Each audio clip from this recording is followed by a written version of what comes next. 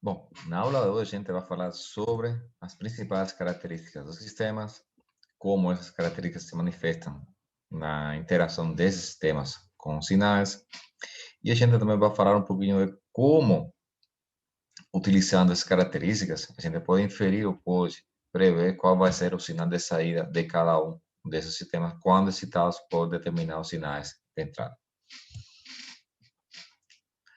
Lembrando as aulas anteriores, a gente viu que quando sinal excita um sistema, na verdade, ele está transmitindo a energia que possui o sinal para o sistema. Produto dessa transferência de energia e em dependência da dinâmica do sistema, ele vai gerar novos sinais. Esses novos sinais vão ser chamados de sinais de saída. Por exemplo, temos aqui um anemômetro, que seria o nosso sistema, temos a velocidade do vento, e o anemômetro é um dispositivo que ele mede a velocidade do vento. Então, nesse caso, sinal de entrada, que é a velocidade do vento, ele vai transmitir energia na forma de energia cinética para o anemômetro vai fazer girar seus eixos e, como resultado desse giro, dessa velocidade angular, ele vai indicar uma determinada velocidade, que seria o sinal de saída do anemômetro. Quando estamos em presença de sinais que são muito complexos, normalmente se costuma fazer uma subdivisão dos sistemas. Então, nesse caso, a gente pega um sistema complexo, divide ele em subsistemas mais simples e dessa forma a gente consegue fazer uma melhor análise de cada um dos sistemas envolvidos no sistema complexo. Vamos falar nessa aula, essa videoaula, a gente vai pegar um sistema bem simples, que acho que todos vocês conhecem, que é o caso um circuito RC, e a gente vai aplicar todas as propriedades que a gente vai ver em torno desse circuito RC e ver como se comporta. A forma de exemplo, a gente vai utilizar esse circuito para exemplificar todas as propriedades que a gente vai discutir.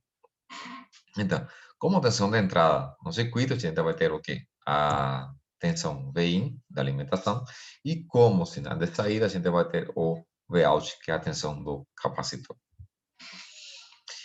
Vamos utilizar um sinal de tipo de grau, de amplitude A, para excitar o nosso circuito RC. Como resultado dessa excitação, a tensão do capacitor vai ter a forma mostrada no último gráfico. Esse aqui, que aparece aqui. Então, vamos lá. A primeira propriedade que a gente vai a discutir é a propriedade de homogeneidade. O que significa essa propriedade? Significa o seguinte: se eu tenho um sinal de entrada, e para esse sinal de entrada existe um sinal de saída, conhecido também, o que vai acontecer? Se eu multiplico o sinal de entrada por uma constante, o sinal de saída também vai estar multiplicado pela mesma constante. Sistemas que cumprem com essa propriedade são chamados sistemas homogêneos, ou seja, ele cumpre com a propriedade de homogeneidade. Lembrem que, por exemplo, essa propriedade implica que se o sinal de entrada for multiplicado por zero, a saída também tem que estar zerada. Porque a constante pode ser qualquer constante, inclusive um valor complexo. Sinais, sistemas que têm essa propriedade são representados na forma de diagrama de blocos dessa forma. Ou seja, se para um sinal de entrada X, o sistema responde com uma saída Y, então quando o sinal de entrada for X vezes K, a saída vai ser K vezes Y. Uma outra propriedade importante dos sistemas é a propriedade de aditividade. Nesse caso, a gente vai ter o seguinte: nós sabemos que para uma entrada X1, a saída do sistema vai ser Y1. Perfeito. Se para uma entrada X2, a saída vai ser Y2, então, quando o sistema for excitado por um sinal de entrada X1 mais X2, a saída dele, se ele for aditivo, vai estar formada por Y1 mais Y2, ou seja, as duas componentes de cada um dos sinais de entrada. De forma visual seria o seguinte: você para uma entrada de grau A, essa aqui é a saída. Para uma entrada de grau B, a saída vai ser essa aqui. E para uma entrada, então, de grau de amplitude A mais B, a saída vai ser um degrau, uma exponencial de amplitude A mais B. Hum? Na forma de diagrama de blocos, seria como está representado aqui. Então, aí chegamos a uma família de sistemas que é muito importante na engenharia, que são os sistemas que são lineares. Sistemas lineares são aqueles sistemas que cumprem ao mesmo tempo com a propriedade de homogeneidade e a propriedade de aditividade. Nesse caso, para todos os sistemas que sejam lineares, cumpre-se o princípio de sobreposição ou superposição. Esse princípio diz o seguinte: se um sistema linear, quando excitado por x1, produz uma resposta com condições iniciais nulas y1, e quando excitado por x2, produz uma resposta com condições iniciais y2, então a saída, então, se a entrada for alfa vezes x1 mais beta vezes x2, a saída vai estar formada por quem? Por alfa vezes y1, que seria a resposta relativa à entrada x1, mais beta vezes y2, que seria a resposta relativa à entrada x2. Ok? Então, essa prova é super importante na engenharia, porque a gente tem uma noção do que está acontecendo. Bem, a gente sabe que se a entrada está multiplicada por uma constante, a saída também vai estar multiplicada por uma constante. Se eu adiciono um valor à entrada, esse valor adicional vai ser refletido na saída também. Então, permite que a gente tenha uma noção do que vai acontecer com a saída do sistema. A gente consegue prever o que vai acontecer com a saída do sistema. Uma outra propriedade super importante é a propriedade de invariância no tempo. Quando a gente fala em invariância no tempo, a gente está considerando o seguinte, que ao longo de um intervalo de tempo t sobre zero, as características internas de nosso sistema, elas não mudaram. Ou seja, o sistema não se envelheceu, não foi trocado nenhum componente, não aconteceu nenhuma coisa que mudasse a dinâmica do próprio sistema. Então, graficamente seria o quê? Se a gente sabe que para uma entrada em t igual a zero, ele vai responder dessa forma, se o sistema for invariante no tempo, para uma entrada então que chega agora em t sub zero, ele vai responder da mesma forma, só que a saída também vai estar deslocada t sub zero. O que significa isso aí? Que no intervalo de tempo t sub zero, não foi mudado nada do circuito, nem a resistência, nem a capacitância dele. Se eu tivesse mudado nesse intervalo de tempo t sub zero, ou a resistência, ou a capacitância, ou a topologia do circuito, tivesse mudado a dinâmica e a resposta para um mesmo sinal de entrada não seria exatamente igual que no caso inicial. Então, nesse caso, a gente chama de sistema que são invariantes no tempo. Ou seja, num intervalo de tempo de análise, o sistema não muda a sua dinâmica, suas características internas. Então, aí chegamos agora a uma nova família de sistemas, que são os sistemas LTI. Ou seja, aqueles sistemas que são lineares e invariantes no tempo.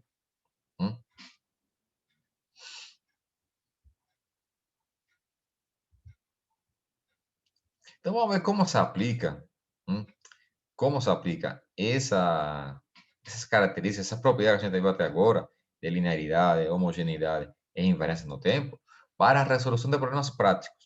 Por exemplo, imagine que você conhece a resposta a um circuito RC. A gente acabou de ver agora a resposta a um circuito RC quando ele é excitado por um sinal de tipo degrau.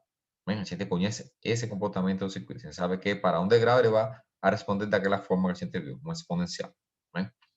Então, a gente quer agora saber como ele vai responder, como vai responder ao mesmo circuito, quando é excitado agora, por quê? Por um trem de pulsos, ou seja, por um conjunto de pulsos. E a gente vai assumir que a constante RC do circuito é igual a 1 milissegundos. Bem? Então, a primeira coisa, vamos fazer o seguinte.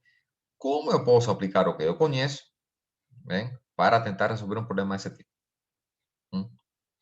Bom, eu sei que quando o sistema for excitado por um degrau, ele vai responder dessa forma, certo? Então, se eu puder conseguir transformar o sinal de entrada do circuito RC, né, por funções de tipo degraus, eu conseguiria saber qual vai ser o comportamento da saída do circuito. certo? Então, basicamente, é isso que eu vou fazer. Eu sei, por exemplo, que um sinal de pulsos ele está formado por um conjunto de funções, sinais, de graus deslocados no tempo e com amplitudes diferentes. Então, por exemplo, eu primeiro degrau aqui, amplitude 1, depois vou adicionar um degrau com amplitude menos 1, depois vou adicionar um degrau com amplitude, com amplitude 1 em 2, cada um desses degraus está deslocado no tempo, cada um é de 1 em 1 milissegundo, e dessa forma, quando eu faço um somatório de todos esses degraus aqui, eu vou ter o quê? Um sinal pulso na onda retangular, certo?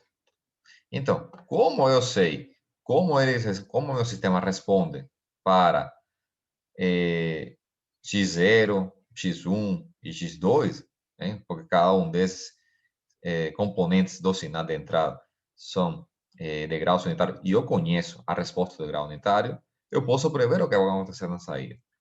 Eu sei que para x1, que para x0, o sistema vai responder dessa forma. Eu sei que para x1, ele vai responder dessa forma aqui. Para x2, dessa aqui. Então, a saída do meu sistema vai estar formada por quê? Pelo somatório de cada uma das respostas das componentes que formam o sinal de entrada. Então, você vê aqui que, nesse caso, a saída do sistema vai ter essa forma aqui. Então, eu consegui aplicar todo o conhecimento que eu tinha, hein, da resposta do meu circuito para um sinal de grau unitário. Também eu sei que ele é linear e invariante no tempo. Então, ele vai cumprir com o quê? Propriedade de homogeneidade, propriedade de aditividade e propriedade de inferência no tempo.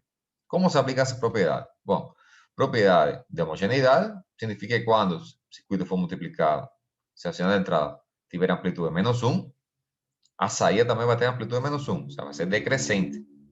Vai ser essa aqui, certo? Quando o sistema estiver deslocado no tempo, o que vai acontecer? Ele vai responder da mesma forma, só que agora deslocado no tempo. E, por último, como o sistema é aditivo, eu sei que o sinal de saída está formado pelo somatório da saída de cada um dos componentes de entrada. Então, dessa forma, eu consigo aplicar as propriedades de homogeneidade, linearidade e invariância no tempo para a resolução do problema prático.